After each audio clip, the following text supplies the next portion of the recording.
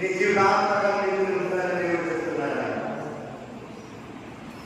ఈ లోకం ప్రేమతో కాదు, ఆయన నీకు ఆయనే అతి శ్రేష్టమైన వాడు మనకు ఉండాలని చెప్తున్నాడు.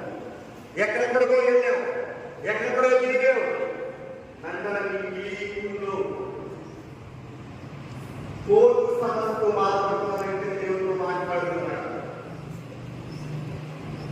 ఎక్కడెక్కడో తిరిగావు కానీ నేను